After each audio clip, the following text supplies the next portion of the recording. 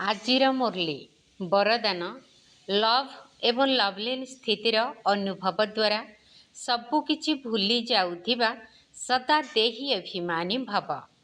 କର୍ମରେ ବାଣୀରେ ସମ୍ବନ୍ଧ ସମ୍ପର୍କରେ ଲଭ୍ ଅର୍ଥାତ୍ ସ୍ନେହ ଏବଂ ସ୍ମୃତି ତଥା ସ୍ଥିତିରେ ଯଦି ଲଭଲିନ୍ ରହିବ ତେବେ ସବୁ କଥାକୁ ଭୁଲି ଦେହୀ ଅଭିମାନୀ ହୋଇଯିବ।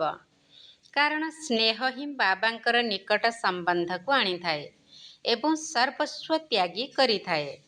ତେଣୁ ଏହି ସ୍ନେହର ବିଶେଷତା ଦ୍ୱାରା ବା ଲଭଲିନ୍ ସ୍ଥିତିରେ ରହିବା ଦ୍ୱାରା ହିଁ ସର୍ବ ଆତ୍ମାଙ୍କର ଭାଗ୍ୟକୁ ଜାଗ୍ରତ କରିପାରିବ।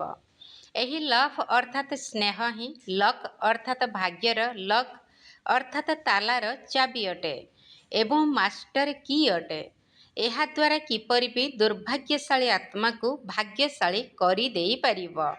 ସ୍ଲୋଗାନ: ନିଜର ପରିବର୍ତ୍ତନର ସମୟକୁ ଯଦି ନିର୍ଦ୍ଧାର୍ଯ୍ୟ କରିଦେବ ତେବେ ବିଶ୍ୱ ପରିବର୍ତ୍ତନ ଆପେ ଆପେ ହୋଇଯିବ। ନିଜର ପରିବର୍ତ୍ତନର ସମୟକୁ ଯଦି ନିର୍ଦ୍ଧାର୍ଯ୍ୟ କରିଦେବ ତେବେ ବିଶ୍ୱ ପରିବର୍ତ୍ତନ ଆପେ ଆପେ ହୋଇଯିବ।